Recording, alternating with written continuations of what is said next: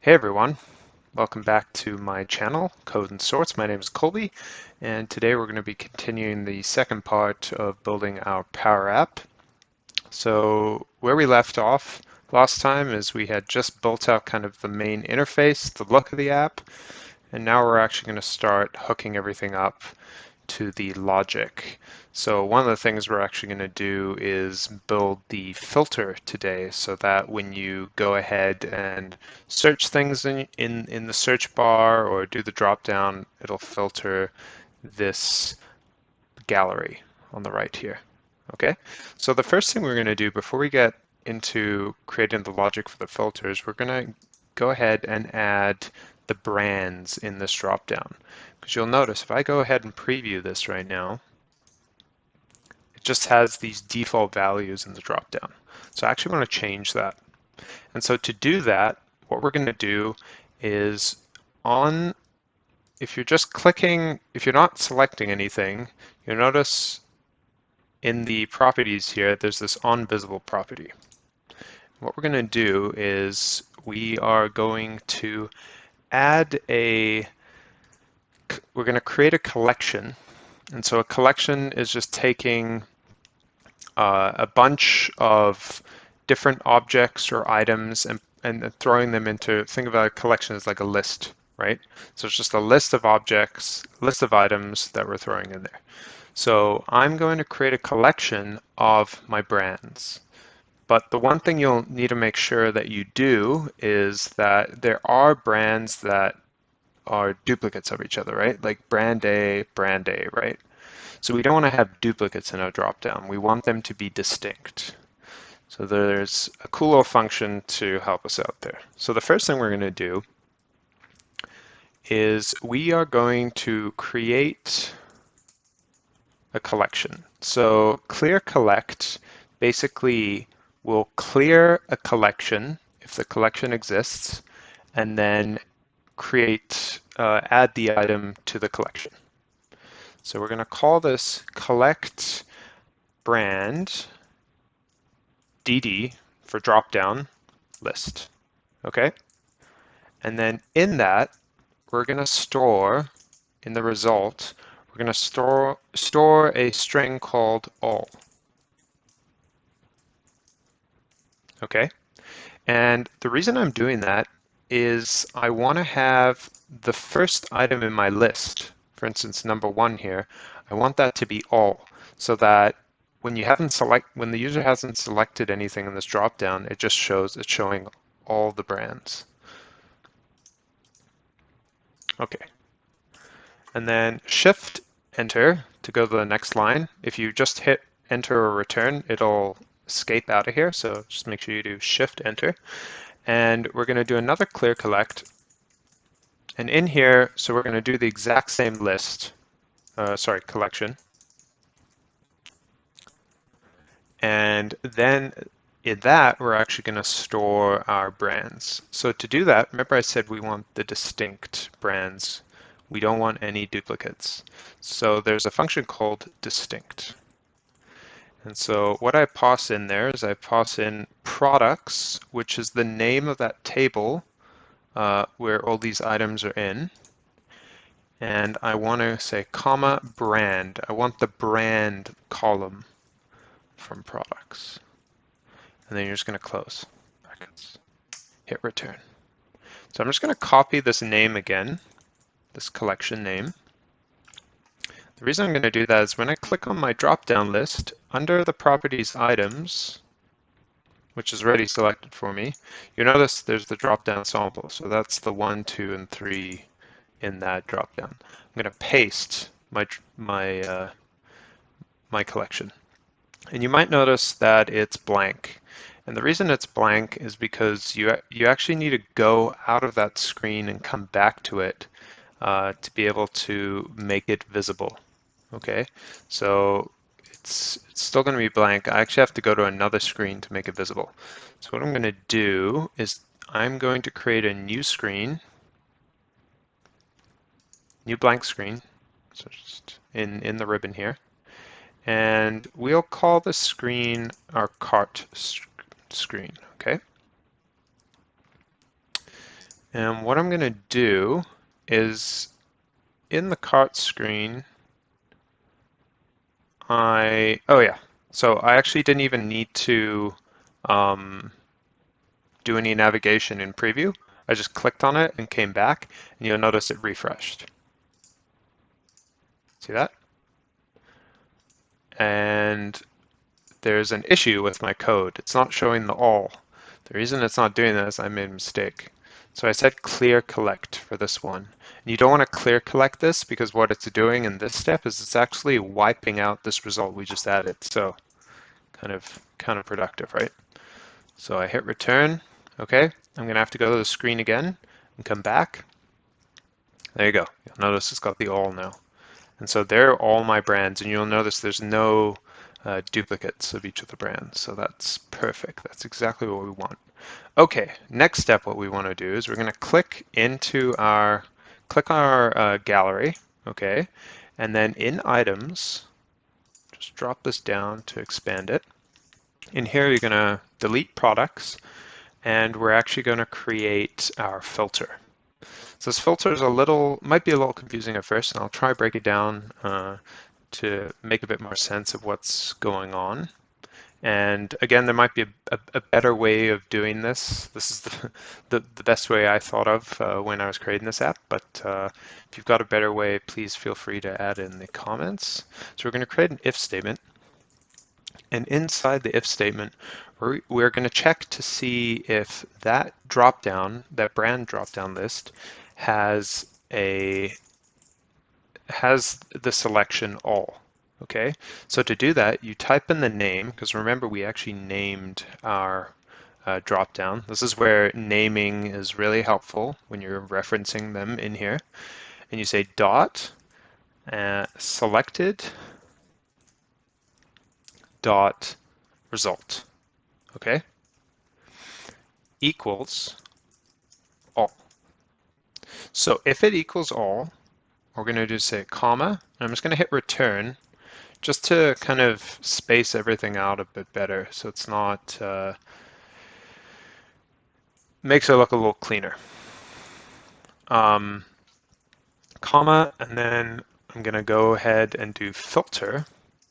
And in the filter, I'm going to do this search. What the search is going to do is, this is where I'm going to be using my search bar. I'm going to be searching for text in my search bar. So we're searching the products table from my search input. Remember I called it search input. So search input dot text. Okay, so that grabs the text that the user entered in there. And in particular, what do I want to search for in products, in the product table? I want to search the name of the product, I want to search the brand of the product, and I want to search the color of the product. And I mean, you could search other things like rating if you want, but that's what I want to search. All right, so I've got that filter done. Or sorry, that search done. Then I'm going to say comma, again in my filter, and I'm going to have an if statement, another if statement.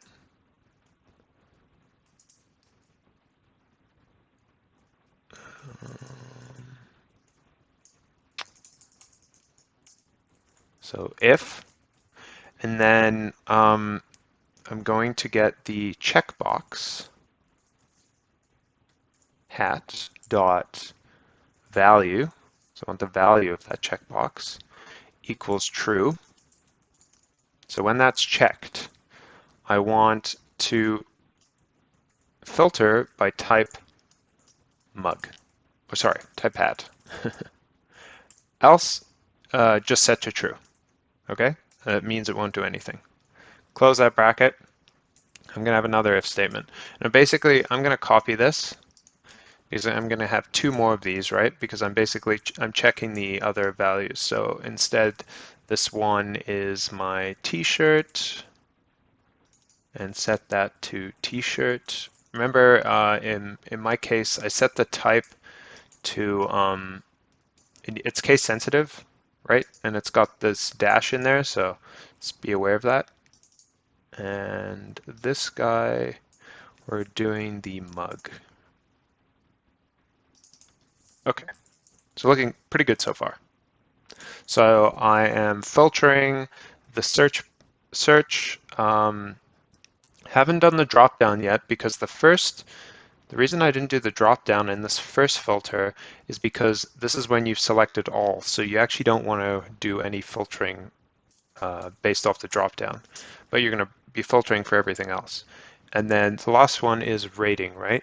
So if my, what did I call it? I'm just trying to look here. I actually didn't give it a name. So what I'm going to do, well, renamed it, I should say. I'm going to call this rating picker. Okay, just so it's obvious what we're selecting here. So rating picker dot, and we want the value of that.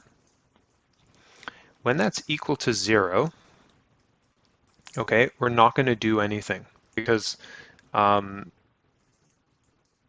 because we're actually going to set this, and I haven't done this yet, but I'm going to set the default value for this to 0. So when there's 0 set, you're not filtering at all. So set to true, else we're actually going to filter. We're going to apply the filter of that rating, which is what?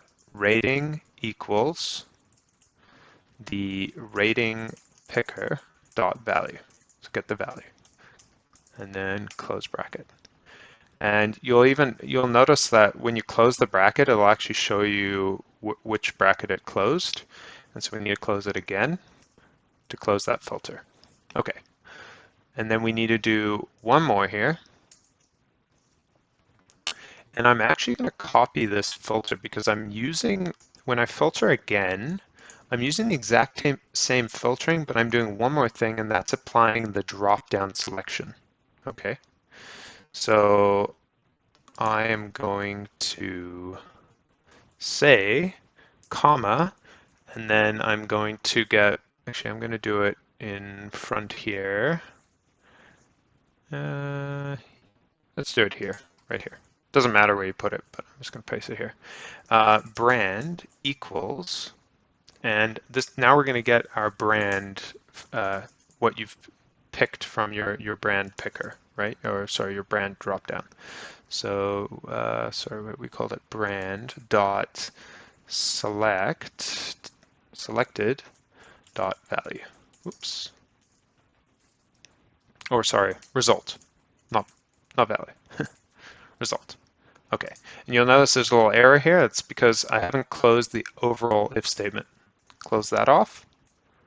Boom, you're done. Okay, so you'll notice it's actually filtering right now, and it's filtering by rating, and that's because rating is set to 3 by default. So we actually want to change that. So if you click on rating, you'll notice up here, default. Set that to 0. Okay, and so now if we preview this, go select brand A. It filters by brand A. We select, I want mugs, right? If you select both, not so good, because you don't get such a thing as a mug that is also a t-shirt, right? So we could look at disabling these if we select one of them. I'm not going to bother doing that, but if you want to try that out, you can do that. And also select rating, rating 4, right? Makes sense. And I could say like black mug, and I get my results. And yeah. Okay, so one thing we need to do now is we need to create this or plug in this reset button because we want to be able to reset our all these filters. So to do that, on select, so on select is the property in here, okay, which is already selected for me. I'm going to create a context. So this is a variable, okay? And so you can even see, like, it tells you exactly what context is. A record that specifies new values for some or all the context variables in the current screen. So I'm going to create a context and create this variable called reset filters. Again, the name is not, doesn't matter what you call it. Like, you can create whatever name you want, but that's the name that I'm going to call it. And so this is going to set it to false. All right. And so to be able to reset all these, there's actually a property in all of these different filters that we have. And the property is called reset. Right here. Now, all you're going to do is you're going to just type in that variable name, reset filters. And I'm just going to copy it so that I can apply that to all of them.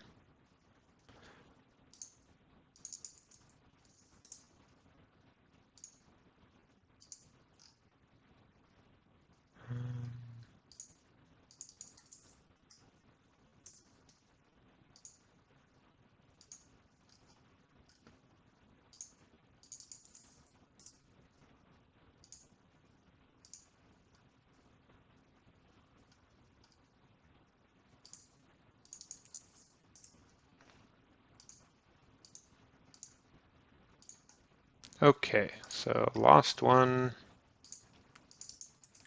Awesome.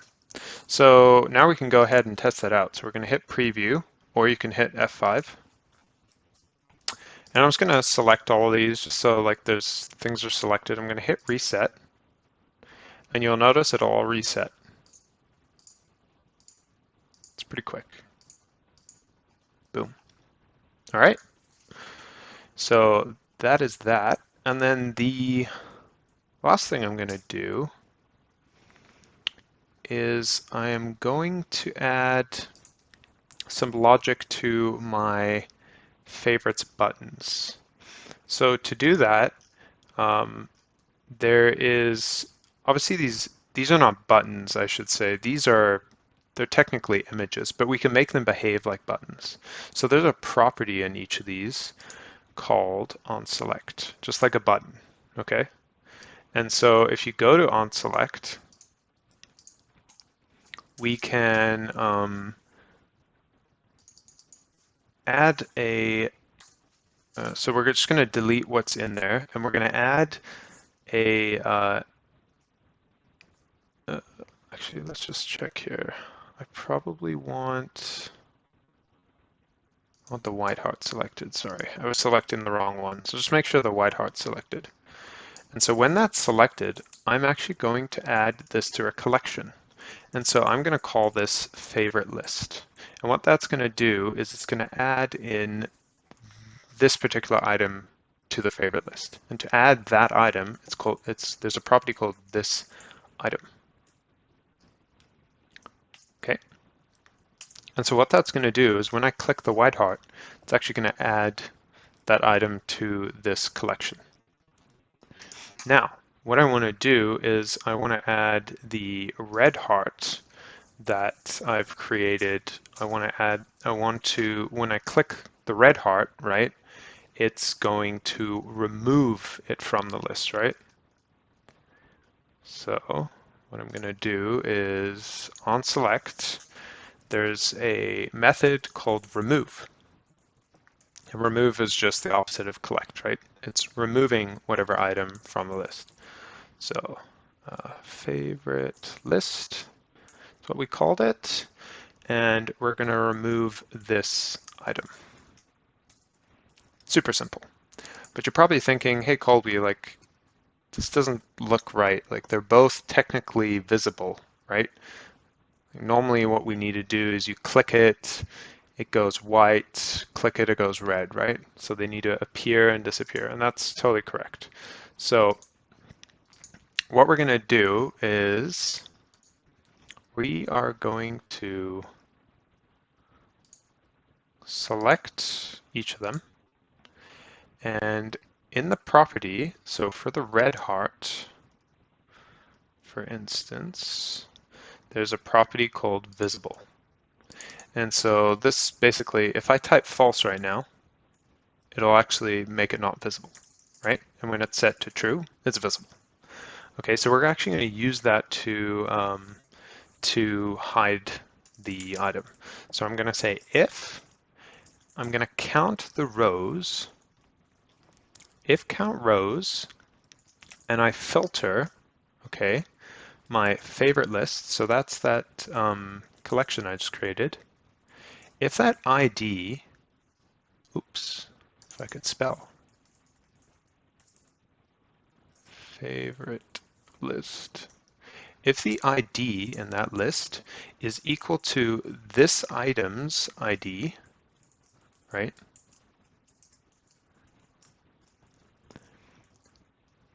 Okay, so basically I've filtered this list, which should give me one item in the list, and then I'm counting it.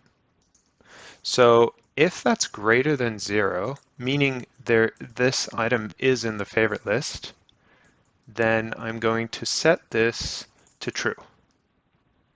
Else set this to false. So it's going to show if it's true, otherwise it's going to be hidden. So that's for the red heart. I'm going to copy this, and I'm actually going to place the same logic in here, but the only difference is I switch these around. So if the item is in the favorite list, it should be false, otherwise true. Okay? And so we can go ahead and test this out now. See? And to see if it's actually working, so I'm gonna add 3 items to the favorite list right now, or the favorite collection. And to see if they're working, so we got the black mug, white mug, and gray mug. So if you go to File and you go to Collections, you actually see all your collections that have been added and created. If I click on the favorite list, you'll actually see all 3 of them added. And so if I go back, preview again, and remove the white mug, it's gone. So it's like super simple. The logic's really easy and pretty basic. So yeah. So hopefully you found that that made sense to you and that gave you a basic overview of how to filter a collection. It's really powerful how simple. Sometimes the logic can be a little cumbersome and a little complex to think through, but once you get it going, it's actually really simple to create something so powerful that if you were having to code that, it could take a little more time, right? Especially with this whole interface. So we're going to wrap things up here, and so we're pretty much done the main home interface. So for the next part, which we'll do in part 3, we will start creating, building upon our other items, such as when you click this button over here, it'll take you to your favorite list or to your cart, or also like doing a deeper dive into each of these items when you click on them. Okay, so yeah, thanks so much for joining me. Like, comment, and subscribe, and I'll catch you in the next one. Thanks. Bye.